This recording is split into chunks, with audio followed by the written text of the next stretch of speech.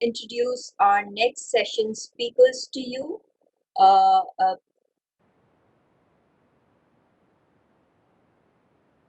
all right. So we have Anuj with us back, and he would be interviewing the man whom we've been, trying to get from the past 5 editions to hear the journey of a self-made man. Well, Anuj is the perfect one to interview our guest, as he's the most trusted advisor to developers, occupiers, investors, and the government. Thanks, Anuj, and welcome. Very pleased to have Mr. Jitu Virwani with us, the Chairman and Managing Director, Embassy Group. Jitu, are you there? Hi, Jitu. Hi, how are you? I heard that 5 year story. Yeah? Yes. Well, I got to 9 years back, and now I'm meeting you after 9 years. And from the past 5 editions, I've been trying. So thank you so much. You've been very grateful. I'm very grateful to you.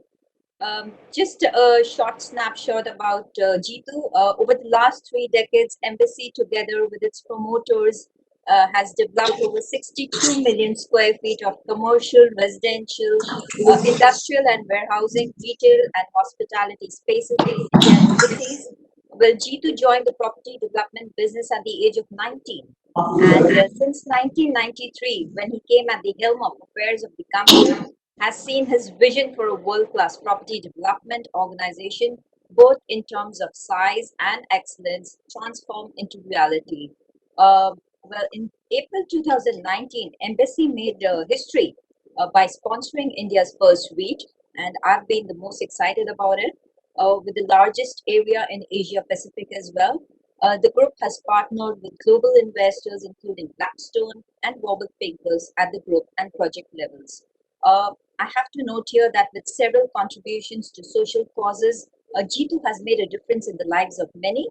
He's committed to improving the standards of education and employment in the country and has successfully undertaken and implemented multiple initiatives in this area. We look forward to hearing your journey uh, from your own mouth, Jitu, and welcome on board.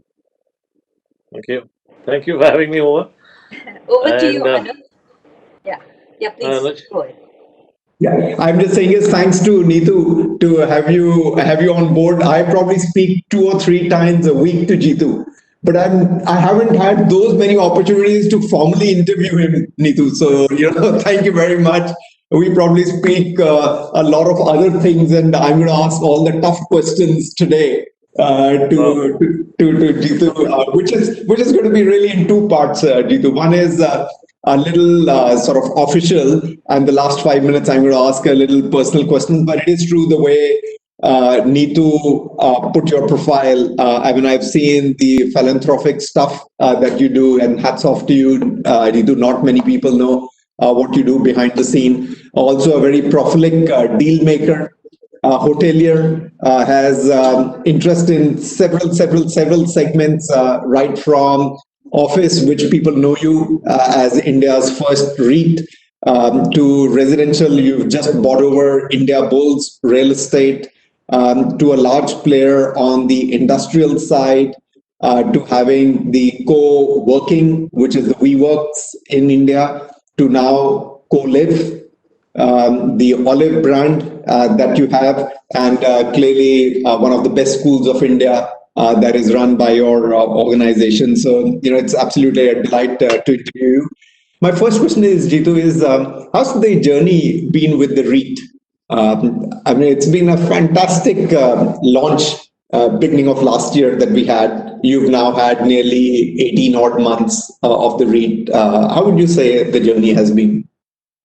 I think the journey has been quite educative. I don't know if how many people are aware. Actually, this started way back in 2007. Actually, originally, this REIT being a baby of Mr. Parekh from Chairman of HDFC, who first said that a real estate company needs to, rather than go public, do a REIT and create a fund to grow their businesses. So we attempted this in 2007 with along with Mapletree as our partners to listed in the Singapore Stock Exchange, as there were no REIT laws in India.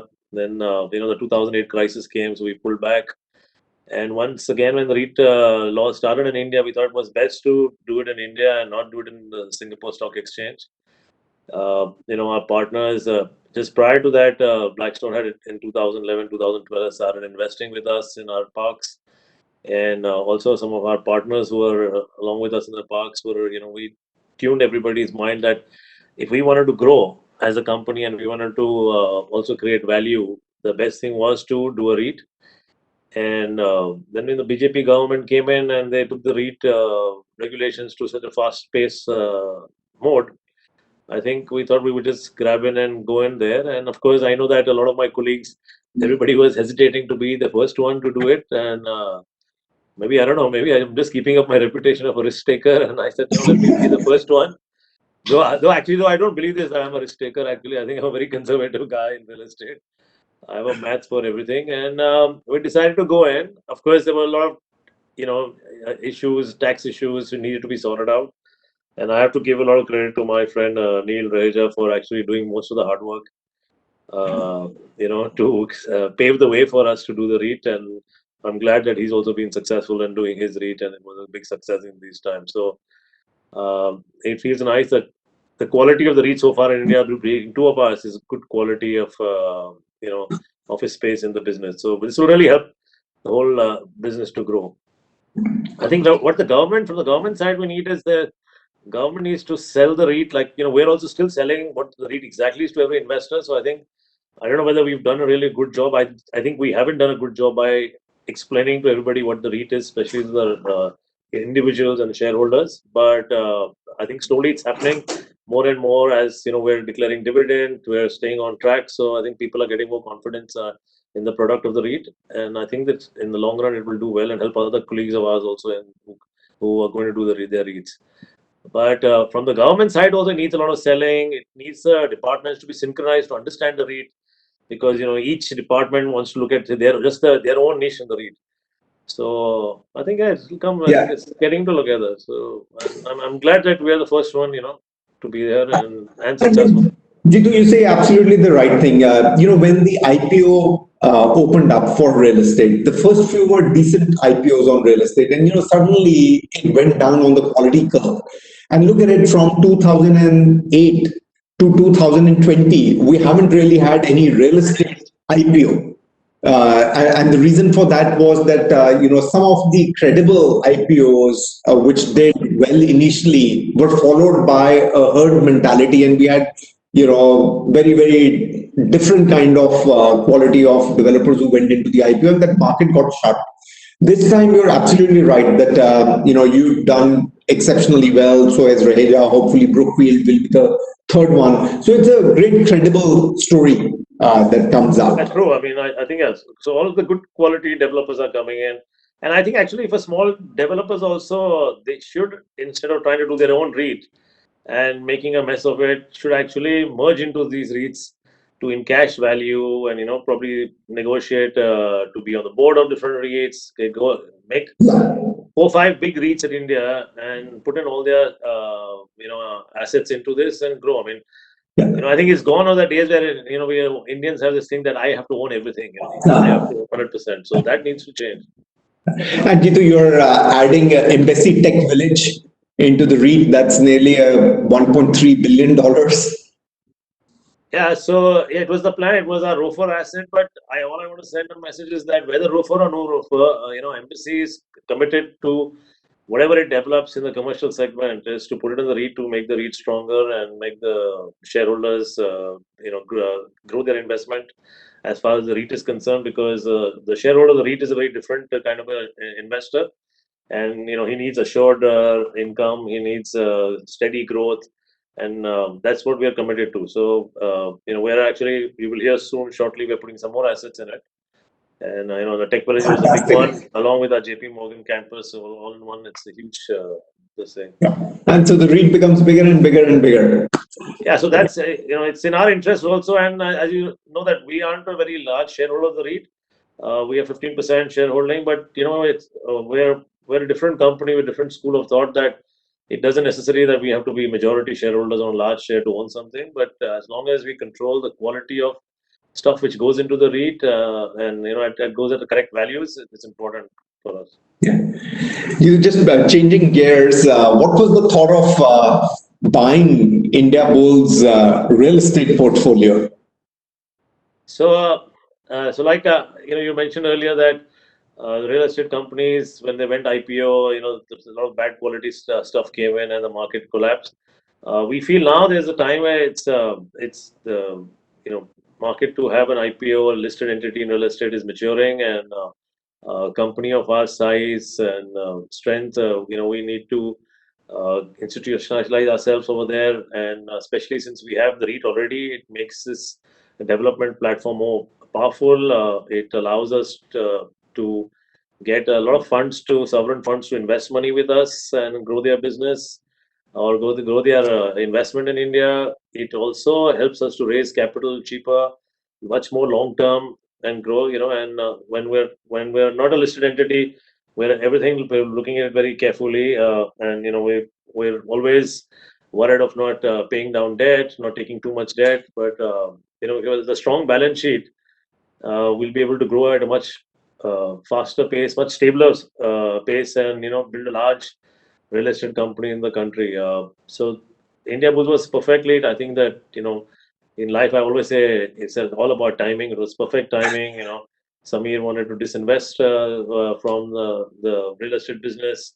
We were looking at a listed entity, and our partners Blackstone also was very keen that they would also want to join us and strengthen us by being in this. And we're open to all kinds of all investors, so it's not that necessary. It's even Blackstone is not very particular that Embassy only does business with them, so they're okay, happy with the risk is shared with different people. I've seen that they're also open-minded in large projects to have other institutions as investors along with them. And I think Okay. that's the way this country is to grow. Where people pull in, and I think it will change a Yeah. lot what is happening in Embassy, and that's the platform will be. So whatever Embassy does will be from this platform, irrespective of whatever shareholding we have in the listed entity.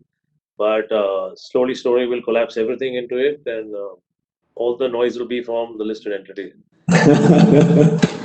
And it makes our REIT stronger. That it helps us to give raw material to our REIT. So it's win-win for both shareholders, and they are both different kind of shareholders. Yeah, I agree with that. And Jitu, it is true what you're saying is that on the residential front, we are starting to see the sales go up. Certainly as the pandemic is easing out, this festival has been very good. And then one of the troubles in the residential has been that there has been very little equity, and it's largely been on debt. So this platform really helps in ensuring that you're able to absorb equity, which is where residential today needs. Correct, Anuj, you're bang on, and that's where a lot of people told us that why do you want to buy India Bulls? You can list yourself, but India Bulls comes to us debt free. It comes with a large amount of finished assets, and our whole idea is to create all this into equity, and and then do residential. As you know, that Embassy has been a little shy of doing residential for the last few years, and mainly the reason being is that because it requires a lot of equity, and it takes a little time. So I think that the future is anyway in our country ultimately is going to be residential, and and the players who have larger equity in residential will come out stronger. And since you're marketing so much of residential today, the buyer also wants to pay when the product is finished. Bankers want to lend money when there is a financial closure. So to put everybody together, developer needs to put in more equity in residential, and that's our whole plan. To merge the Embassy residential and India Bulls residential, which is something like 11,000 crores of Oh, wow. finished residential apartments, and sell these and deploy this money back in the residential and commercial sector both. One of the things, Jitu, that you spearheaded was the warehousing and industrial business. And we're seeing a fair amount of growth and momentum in that segment. What are your thoughts around that? So, again, like everybody said, we get into different verticals, but it's like a risk. But we actually got into warehousing because we thought that it needed the skill sets which we have, is mainly buying land, getting approvals, and our ability to execute.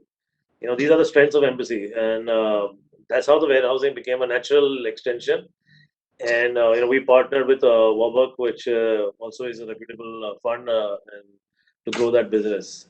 But we see that in warehousing, requires more investors with sovereign funds with cheaper money, because the returns are low and it needs to grow and scale.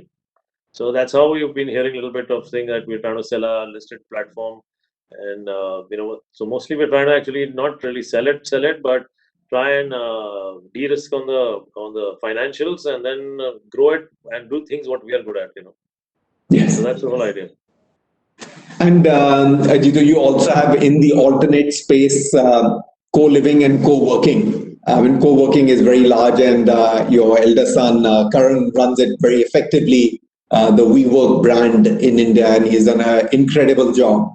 What is your thought on the co-working, and then separately on the co-living, which your younger son has now gone into, Aditya, the brand called Olive?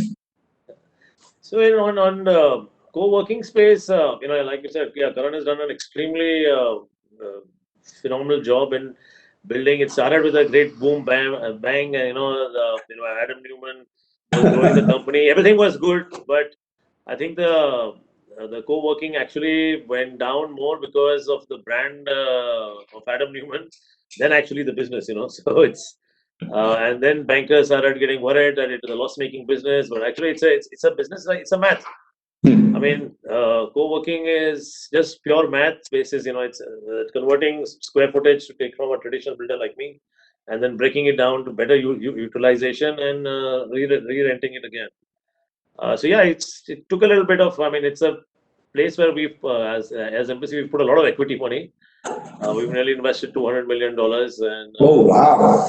which is not so much to liking of somebody like me who's still old school, and but on the other benefit is that it made my boy from a boy to a man in 3 years. It took his father 35 years, so so that way I think Karan is quite held it back, and it's coming back to profitability. I mean, it's doing well. I don't know how much you know that WeWork globally is doing very well. And in this pandemic, they invested about 100 million with WeWork. So it's just coming back. And I think that in the future, it's a business. I used to say that, one day my son will be my largest tenant, So I think it's coming back on that track sooner or later. On Aditya's, Aditya's runs basically an embassy now. Because Karan was focused on WeWork, and then when the trouble with WeWork started, we just wanted Karan to focus and stabilize the business, and then putting his attention anywhere else now. Now he's also looking at India Bulls merger. But on the warehousing, warehousing, embassy, and the co-living is being handled by Aditya. And again, co-working living also is again a small cutoff for this PG accommodation. Basically trying to organize everything in India, which is disorganized, and there's an opportunity there.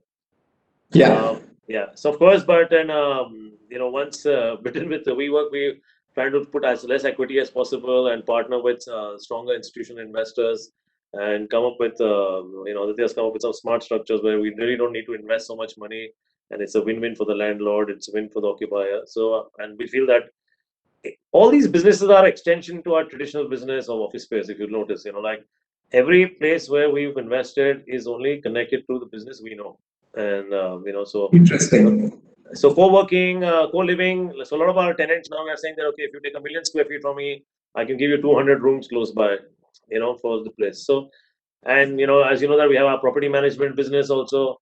So I think that slowly we're trying to change our business into saying that I will charge you so much, where I will clean your office, I'll give you the space, I'll give accommodation for people to stay in close by, and if you need flexible space to grow your business, we give you WeWork close by. So it will attract companies to come to us. So that's how this listed platform and the REIT helps us tremendously. Yeah. So they're all connected. Even the hotel business. Actually, it's not that we're want to be a hotel business, because we're a Sindhi family. So Sindhis don't make hotels because hotels don't make money individually standalone. But because the hotels are in our business parks and they have captive audience, so that's how the hotel business became part of our one of our verticals, because there is a captive audience, and there's a X amount of occupancy guaranteed because of X amount of square footage built. So we have some sort of a math based on that, and it enhances our rent with the hotel being in our parks, actually. No, that's very true. That is very true. And Jitu, you rightly say it's a comprehensive package. And this is what an occupier is today looking at as solutioning, rather than just saying, here's real estate on lease. And every city in India you go, there's a traffic issue. But for my occupier, if the hotel is in the same place as the park, it's more convenient for his visitors. So we have some sort of a math that so many million square feet give you so many rooms. Correct. Yeah.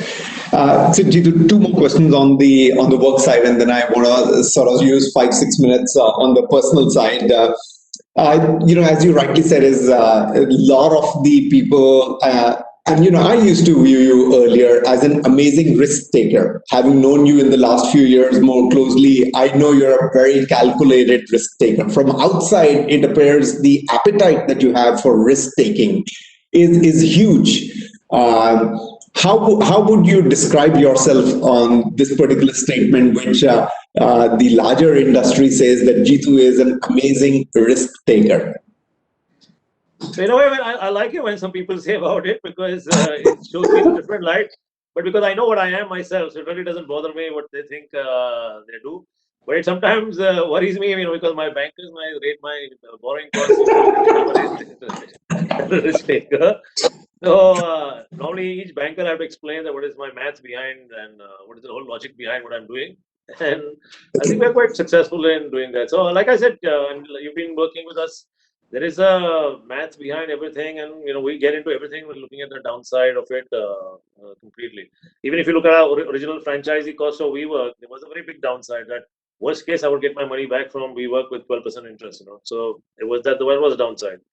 But of course, things changed with Adam Newman going, and it in a way benefited us also, because our franchisee fee came down to just 4% now. So it's actually improved the business. So which is great. And we do only what we know. So you don't hear that embassy is putting up a plastic factory, or it's doing some other things which is nothing to do with our business. Even our power business is solar power, which supplies to our parks. Period. It's just to that. I'm not building 10,000 megawatts or 5,000 megawatts solar parks to supply to other people at some ridiculous price of 2 rupees 65 paisa, 3 rupees 25 paisa. No, I'm supplying to my parks and my assured income. And Jitu, would you at any stage get into retail? No, never. I mean, I don't build shopping malls, if as you can see from my portfolio, because I think shopping malls is another science. It's easy to buy land, build, have a location, because I'm the real estate business. But in my opinion, the managing a shopping mall is the biggest thing. And frankly, all my life so far, I haven't found a partner who I think could be able to manage a mall well to partner with. If I had found somebody like that, maybe I would have gone into shopping malls, but we stayed out of retail completely. Yeah. My last question on the work side is, Jitu, what will be the 2 or 3 learnings that you've had over the course of the sort of 30 odd years, 1993 to 2020, that you would say that you've had? And this is strange that you ask me this question, because I keep repeating, I have Karan Aditya working with me, and there are young generation. Sometimes they're anxious. Sometimes, we have investors, bankers, where we have to be against the wall. And sometimes it feels that, you build such a big brand name, you've done so much of it, but why do I have to suck up to this guy? Why do I have to listen to this person? I'm performing, I'm doing this. Every time people have written me off, but I've performed and come back and did everything like we said we would do.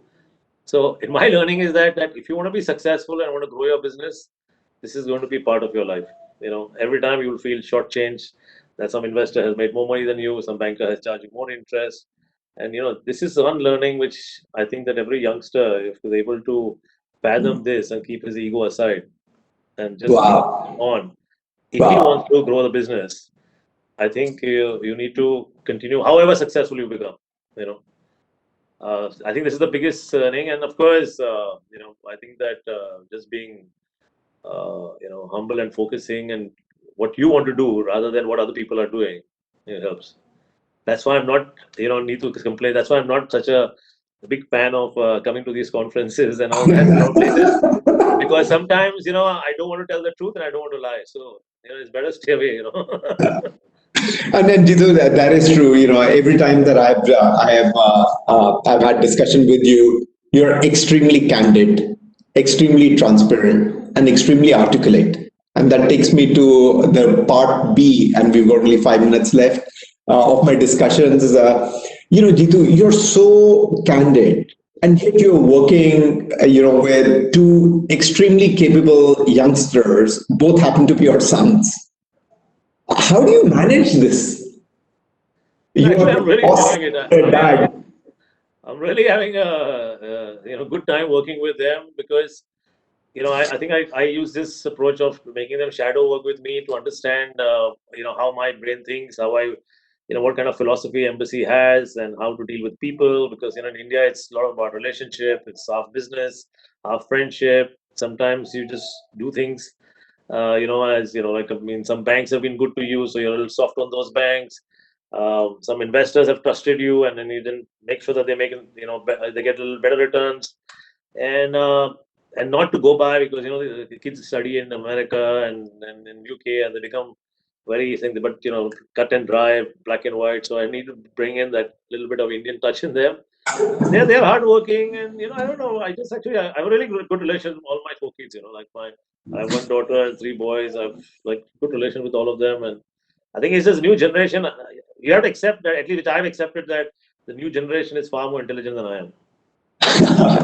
And I think that's where your winning strategy works very well. But you're a dad at home and you're a boss in office. How does that transition? But I haven't been like this with my colleagues. If we speak to anybody at embassy, we believed in empowering people. So, anybody comes and can talk to me about things, ask me something, why I'm doing this, and if we're doing something wrong. And it's happened to me a couple of times. I mean, there are people who have walked into my cabin or say, sir, I want 5 minutes, and actually told me things which I was doing wrong. And let me be honest that if they've come 5 times, some 5 incidents, 4 times they've been right, and 1 time I've been right. So I think it's just like probably my nature to get along with young people. I mean, and somehow I get along with all young people. Among all my friends, I'm known as Jitu Papa to everybody. So all the young generation gets along with me quite well, and I think Karana, Natali, Neil, they're all hardworking, so it'll happen. Yeah. My final 2 questions, Jitu. I've dealt with your next generation, and I've never asked you this question. I'm going to ask you today. How do you keep them humble? I mean, they are extremely humble, Jitu, and they're no reflection of yours.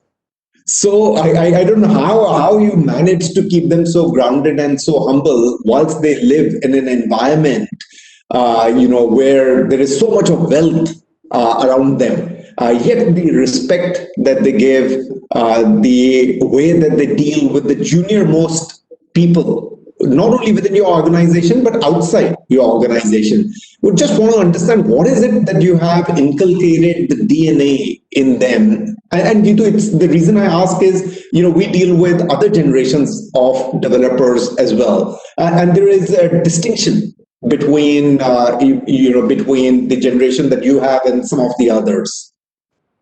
Anyway, actually, it makes me really proud to whatever you said so far. Yeah, but it's true that, but honestly, I mean, a lot of credit goes to their mother also, that, she's brought them up well. And it's just, I think it's our way of life at home, because, when we were a small company, we grew big, nothing has changed, now. I mean, we live in a huge home now since last 7 years, but, our lifestyle, our way of life has not remained the same, and I think, a lot of times 50% of the kids grow, they look at their parents, how they live and how they grow and how they talk. If I was brash with my staff and I was throwing weight around, if I was keen to drive a Ferrari and do all sorts of flashy things, and then they would want to do these things. So it's like that. I mean, yeah, actually, I really have a problem in making them spend money. They're just focused and they're so contented. But honestly, that's been in the family, with everybody. I've never said no to anything. You can, when you meet them next week, I've never said no for anything. Wow. But they see the wealth. They would sit even when they were in college. When they would come back, every 3 months we run through our balance sheet, and we sat to the meeting, so they're aware how much wealth they have. They're aware of everything, but they're just, I don't know. Yeah, fantastic. And Jitu, where do we see Jitu in 20 years' time from today? I think, 54 in 20 years, 74 same place, still looking for good deals, still, the whole thrill of life is about that. And I think, COVID has done well. I'm actually really worried when this COVID gets over and it go back to normal working. How is it going to be? Because, it's been, Bangalore weather's been good. It's great. Right now, though, I'm in Dubai, but it's nice. I mean, I think I'll be the same, but I've given the reins to them, and my whole idea is that, in what I say in real estate, you need to see the danger around the bend, is what I'm trying to teach them financially. And then I'm pretty much, they're good to run the company, and I will just guide them, and look at things. Basically, just watch they don't do something, get into something stupid and do some mega projects which can bring the company down at one time or take it up, So, like, I always say, embassy will never build the biggest mall, the tallest building, and the largest project, We'll just make money. And I think that is what the investors here would want to listen to. It has been absolutely a pleasure, speaking with you. I love the statement that you made, is that I'm teaching them how in real estate to avoid the risk around the bend. A brilliant statement that you made in the passing. Fantastic. Thank you very much, Neetu, for giving me the opportunity to interact with Jitu. Can I ask one question, please? A very quick one. Jitu, if you had to select between horses and real estate, what would be your selection? It'd be real estate, because real estate brings the horses, Alright, okay. And I just hope there was no maths behind coming to this conference, and sorry about pestering you for that, but thank you so much. Really appreciate your coming and agreeing to be a part of this summit. I would just quickly want to invite Mr. Ashok Mohanani-ji, who's the president for Naritco West and the founder for Ekta Group. He wanted to thank you as well. Ashok. Hello, Jitu. Hello, Hi. Anuj. It's, really great pleasure having both of you here. Both stalwarts in the industry. And Jitu, I must say, I must compliment you that you've been a trendsetter. Okay, getting REITs into India. Such an asset class, which small investors, without owning real estate can be part of the real estate. And your success mantra, I cannot forget. Okay, acceptance, no ego, being focused. I think great inspiration for the next gen. Thank you, Jitu. Looking forward to see you someday personally. Yeah. Okay. Thanks. Sure. Thanks, guys. Thank you. He's coming to the next edition as well. The 6th edition. Yeah, Jitu, that you have to commit. For the 6th edition. Neetu will not leave you. Okay, Neetu and Jitu, I'm not going to leave you. Thank you so much, Jitu. Thanks a lot. Guys. See you guys. Thank you. Thanks, Jitu. Thanks, Neetu. Bye.